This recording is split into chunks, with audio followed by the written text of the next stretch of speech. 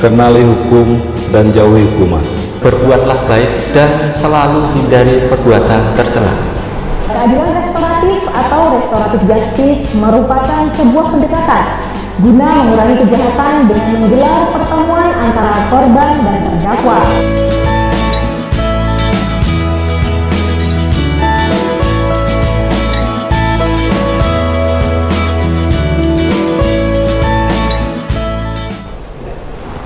Halo pemirsa Serian TV, selamat datang di Jaksa Menyapa. Pemirsa, keadilan restoratif atau restoratif justice merupakan sebuah pendekatan guna mengurangi kejahatan dengan menggelar pertemuan antara korban dan terdakwa. Bahkan tidak jarang pula melibatkan para perwakilan masyarakat secara umum dengan tujuan untuk mengurangi atau saling mencari dan menilai apa yang telah terjadi.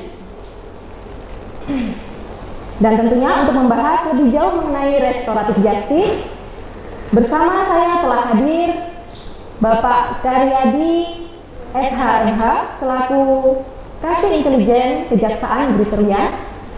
Gimana kabarnya Pak hari ini? Alhamdulillah baik, Mbak. Dan bersama kami lagi Bapak Andes Setiawan SH selaku Kasih Bidang Tindak Pidana Umum Kejaksaan Negeri Serian. Bagaimana kabarnya Pak hari ini Pak? Alhamdulillah sehat. Ya. Baik. Mengenai restoratif justice, mungkin sedikit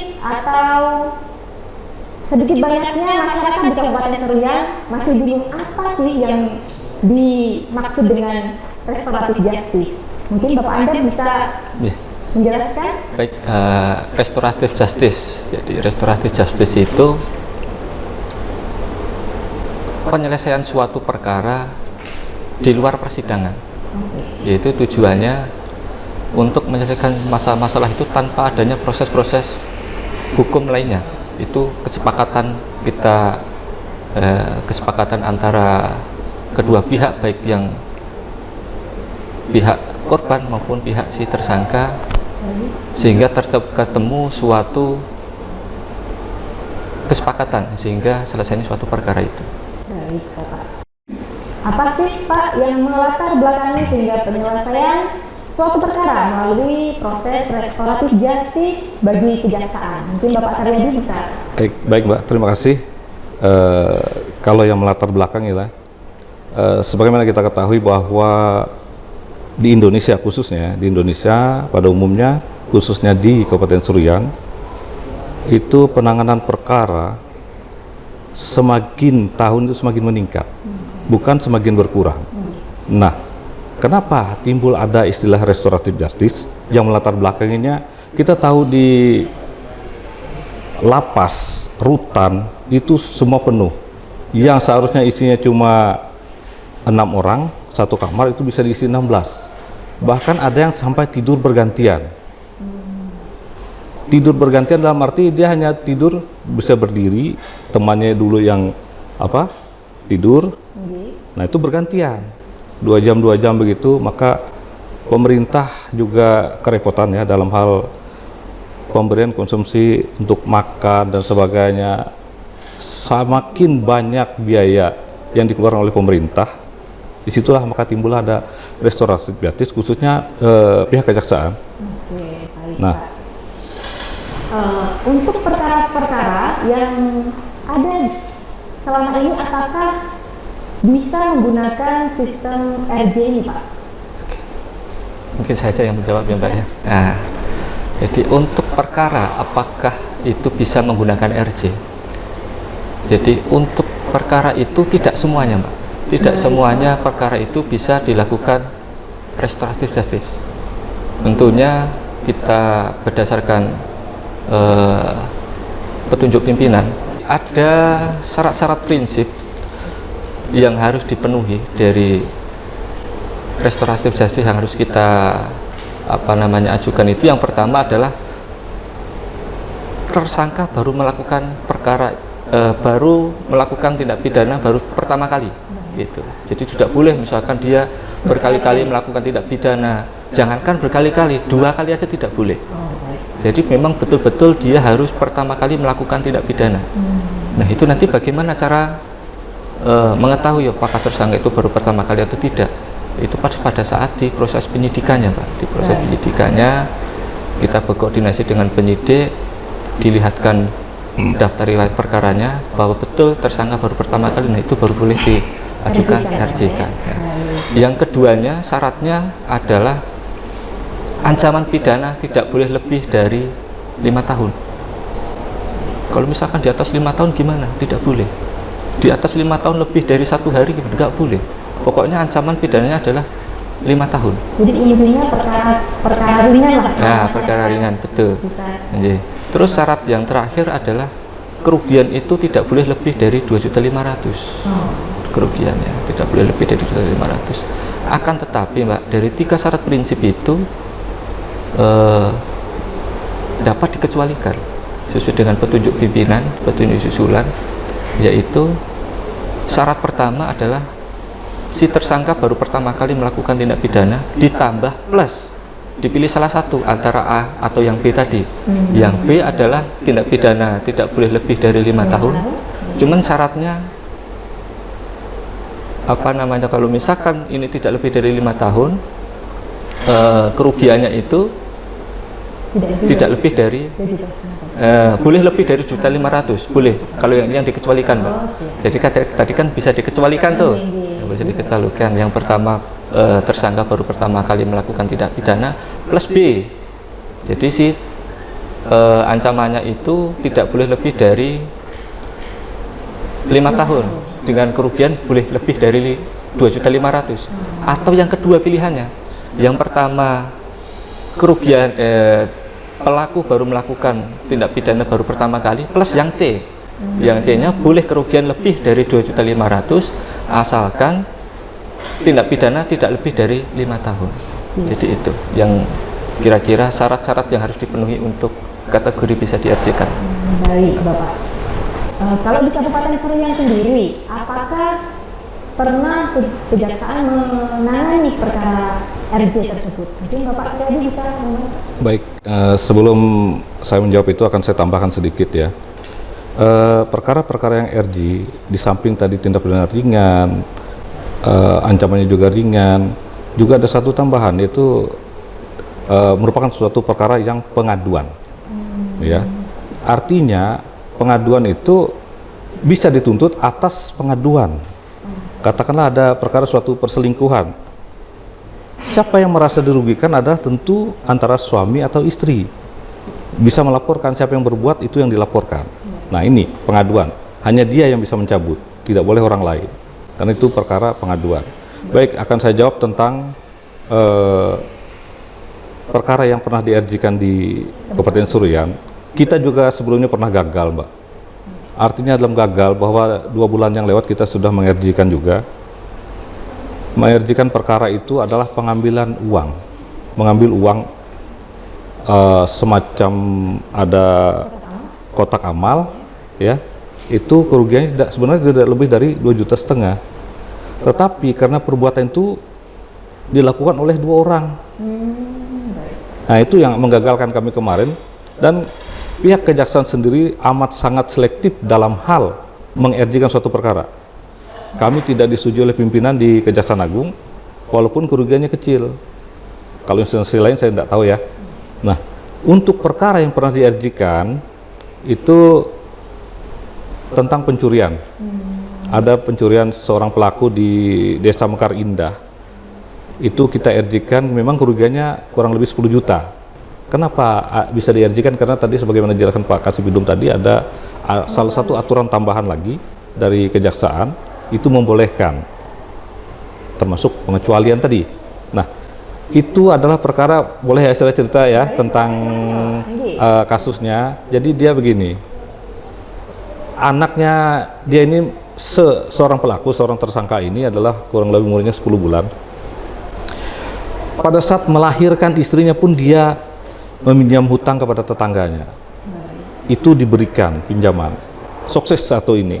Nah, ketika anaknya sudah umur 10 bulan, manakala anaknya ingin membeli susu, ingin minum susu, karena ibunya ini kan tidak bisa memberi AC, uang tidak punya pelaku ini.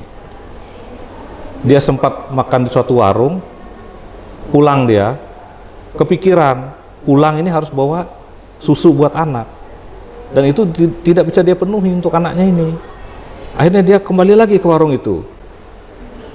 Tas yang sebelumnya dilihat tas kecil punya ibu penjual warung, dengan bismillah dia ambillah barang itu, walaupun ini sebenarnya perbuatan yang amat sangat dilarang karena ini adalah milik orang lain. Nah, berawal dari situ dia akhirnya bisa beli susu. Singkat cerita dia setelah ngambil uang itu belikan susu untuk anaknya. Entah bagaimana akhirnya dia ketangkap dan mengakui perbuatannya. Bahkan si korban merasa kasihan akhirnya karena telah melaporkan ke polisi, Mbak, meminta merengek-rengek untuk dicabut karena itu kan tidak bisa.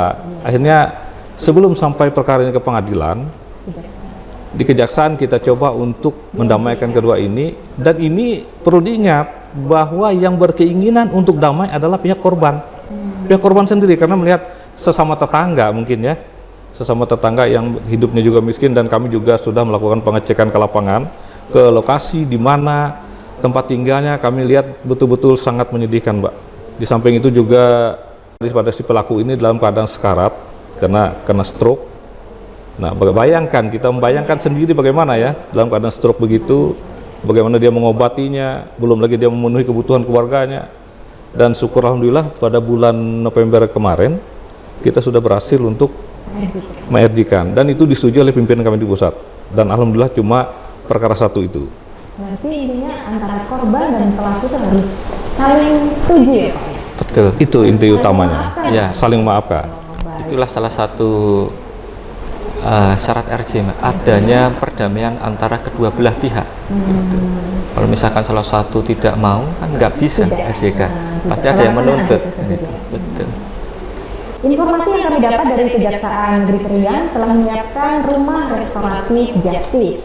Kalau boleh tahu nih Pak, di mana dan apa manfaat adanya rumah RJ tersebut? Baik. Saya aja yang jawab ya. Silakan Pak Kasih hidup.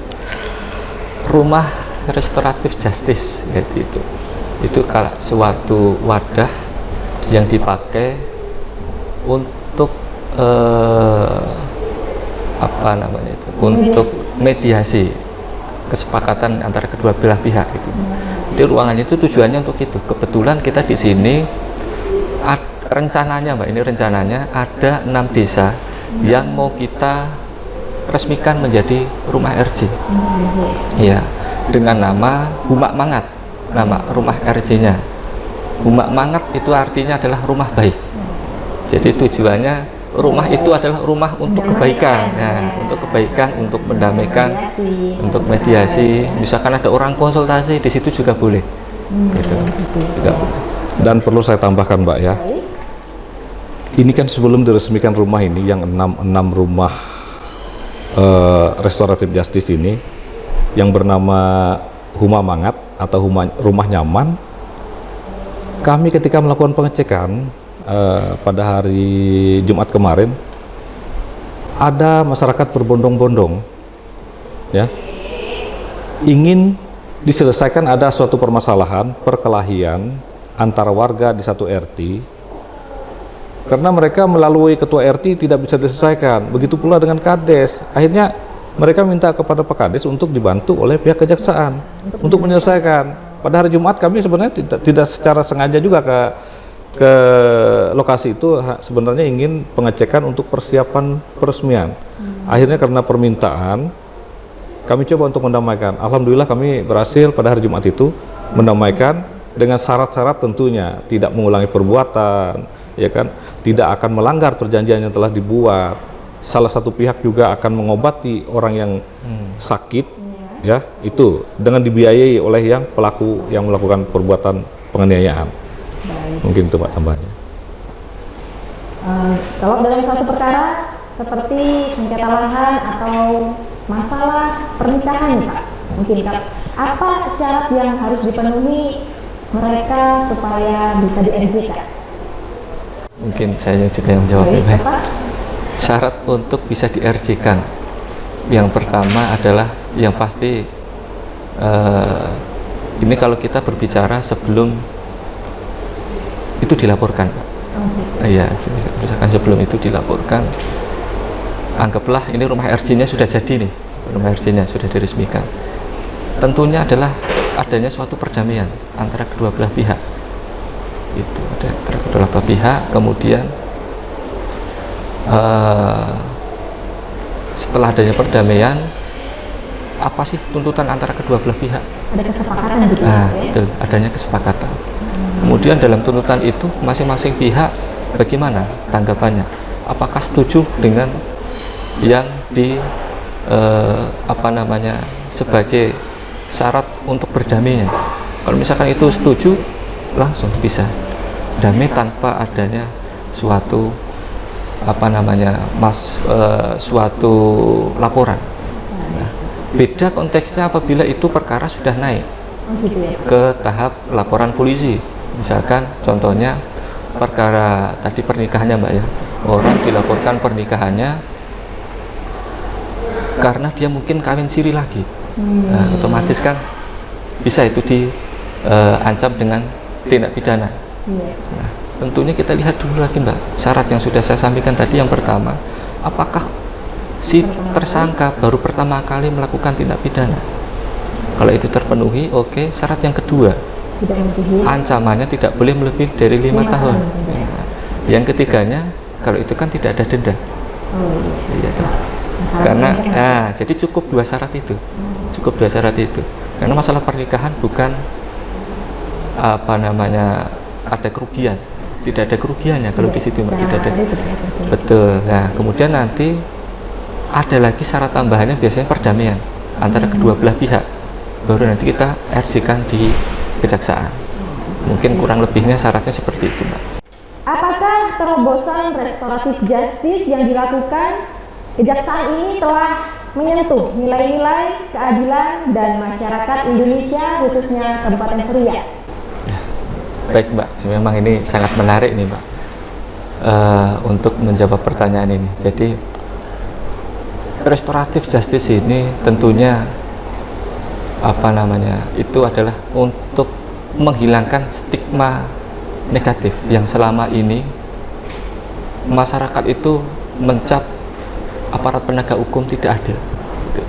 Khususnya yang paling sering sekarang kita lihat di televisi-televisi, yaitu hukum itu jangan tajam ke bawah tapi tumpul ke atas. Nah, itulah yang sekarang kita balikkan. Sekarang lewat Jaksa Agung kita, Jaksa Agung RI Pak Asti Burhanuddin, yang telah menerbitkan peraturan untuk melakukan keadilan restoratif itu, tujuannya adalah hukum itu harus humanis ke bawah, humanis ke bawah, humanis ke bawah, tumpul ke atas, tumpul ke bawah. Nah, kebalik ya Pak ya. Jadi tadi kan tumpul ke atas, sekarang tumpul ke bawah, tapi tajamnya adalah ke atas, tajamnya. Karena disitulah kita menghindari lagi sekarang stigma-stigma itu. Banyak masyarakat yang sekarang mengatakan, aparat penegak hukum sekarang pilih kasih, pilih kasih. Kalau orang ada berduit, mentang-mentang ada berduit, timbul perkara yang tidak naik. Kan gitu. Nah, yang sekarang ini kita gencar-gencarnya adalah dengan program restoratif justice atau keadilan restoratif itu. Itulah tujuannya di situ. Baik, Bapak. Apakah juga restoratif justice ini diperlukan di kondisi saat ini? Sebagaimana penjelasan yang pertama tadi kan kita sudah paham dan mengerti bahwa over kapasitas, isi penuh dalam suatu lapas atau rutan itu sangat tidak memungkinkan dan tidak layak bagi seseorang yang seharusnya mendapat pembinaan di lapas itu.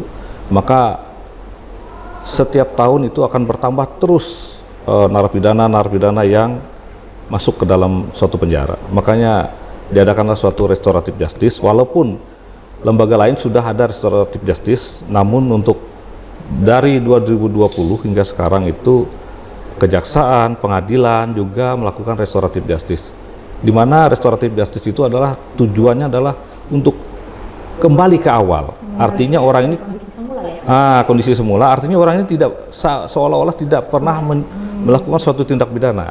Itu sebenarnya tujuan utamanya, Mbak. Dan juga di mana hati nurani kita juga harus bicara, ya.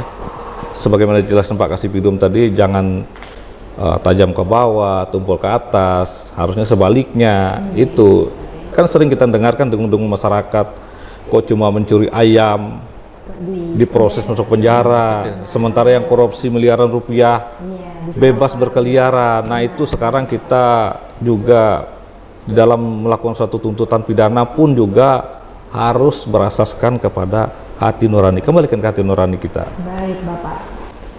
Apa yang jadi prioritas pada restoratif justice ini, Pak? Apakah respon masyarakat terhadap program ini sangat terbuka atau tidak mendukung? Respon masyarakatnya, ya. Untuk respon masyarakat, alhamdulillah luar biasa, Mbak, luar biasa. Kemarin kita coba mendekatkan ke masyarakat, khususnya kemarin di Kecamatan Seruyan Hilir. Seruyan Hilir. Di situ kan ada 6 desa yang rencananya pun di 6 desa itu mau kita usulkan untuk menjadi rumah RJ tadi, Pak. Rumah RJ. Respon di sana sangat luar biasa, sangat luar biasa. Karena memang yang paling ditunggu-tunggu oleh masyarakat di sana adalah ada pihak dari aparat penegak hukum. Apabila ada suatu permasalahan, mereka itu punya wadah untuk berkonsultasi. Itu yang dinanti-nanti sama mereka. Iya, baik itu mungkin masalah hukum untuk perdamaian atau apa, itulah mereka yang ditunggu-tunggu, Pak. Itu responnya salah satunya. Karena kemarin kita pas untuk ke lapangan, kebetulan ada masyarakat kejadian yang disampaikan Pak Karyadi tadi itu berawal dari orang ini awalnya dia itu nabrak orang, terus kembali lagi dipukuli sama si itu.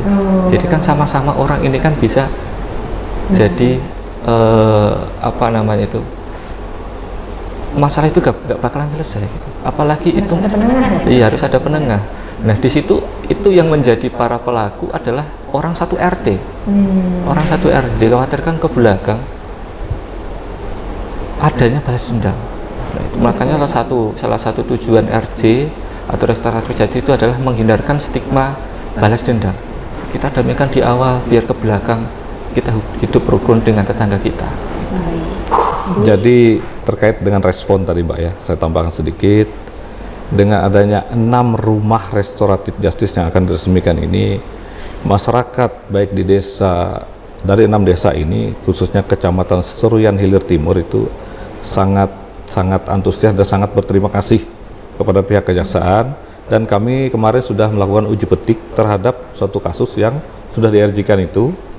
Nah, kami melakukan, walaupun hari Minggu, Sabtu yang semestinya kami nikmati sebagai hari libur bagi kami, tapi karena keinginan masyarakat agar kami hadir di tengah-tengah mereka, kami hadir. Beberapa orang kami datang ke sana, ada juga program juga di samping bidang pidana umum, juga bidang intelijen juga ada program yaitu tentang penyuluhan hukum, penerangan hukum, jasa masuk sekolah. Nah, adanya rumah RJ ini kami bisa manfaatkan. Di rumah itulah kami bisa memberikan penerangan hukum kepada warga yang sangat membutuhkan. Karena kita tahu di masyarakat ini amat sangat banyak sekali masalah-masalah tentang hukum, ya. Itu sangat sangat beragam. Baik itu masalah lahan kebun, masalah KDRT, masalah perselingkuhan dan sebagainya, perkelahian. Dan kita sudah bisa mendamaikan itu, sudah kami, walaupun ini di luar daripada jam kerja, kami sangat bersyukur dan terima kasih. Program ini amat sangat ditunggu masyarakat kehadirannya. Itu aja. Tentunya dengan syarat-syarat yang bisa dipenuhi untuk di restoratif justice ya, Pak, ya? Itu sudah pasti. Sebelum kita akhiri, pesan moral apa yang ingin disampaikan kepada masyarakat di Kabupaten Seruyan? Baik, terima kasih, Mbak. Mungkin pesan-pesan yang ingin saya sampaikan kepada masyarakat khususnya Kabupaten Seruyan, ya, yang menyaksikan acara ini, yaitu kenali hukum dan jauhi hukuman. Bisa dijelaskan itu, Pak? Kalau kita kenal hukum, kita sudah tahu aturan-aturan yang kemungkinan akan mengakibatkan kita apabila berbuat suatu perbuatan tercela, maka ada aturan-aturan yang harus dilaluinya, yang dikenakan kepada yang bersangkutan. Untuk itu, kalau sudah mengenali hukum, maka lebih baik kita menghindar dari hukuman itu. Jangan sampai kita terlibat dalam Menjauhinya ya Pak ya? setidaknya kita menjauhi. Mungkin itu Mbak yang pesan singkat ya. Mungkin dari Bapak Anda, pesan moral apa yang Baik, disampaikan Pak? oke. Pesan moral yang dapat saya sampaikan Pak, yaitu sederhana, yaitu berbuat baik, berbuatlah baik dan selalu hindari perbuatan tercela. Bisa Karena dijelaskan Pak? penjelasannya, kalau kita berbuat baik kepada sesama, otomatis kita juga akan mendapatkan kebaikan yang pertama. Baik. Dan hindari perbuatan tercela, karena sesuai dengan amanah dari agama saya, yaitu agama Islam, selalu hindari perbuatan tercela supaya kita ke depan terhindar dari perbuatan-perbuatan yang tidak sesuai dengan syariat Islam. Baik, betul Pak. Gitu, Mbak. Mungkin demikian Pak. Terima kasih Bapak Terima kasih, Karyadi Mbak. sama Pak Andet. Tidak terasa kita sudah sampai di penghujung acara. Sebelumnya saya ingin mengucapkan terima kasih kepada narasumber Bapak Karyadi SHMH dan Bapak Andet Setiawan SH telah meluangkan waktu bersama kami untuk mengulas dan menjelaskan tentang restoratif justice. Semoga apa yang kita sampaikan kali ini bisa bermanfaat bagi masyarakat, khususnya bagi kita semua. Amin, amin. Akhir kata, wassalamualaikum warahmatullahi wabarakatuh. Waalaikumsalam warahmatullahi wabarakatuh.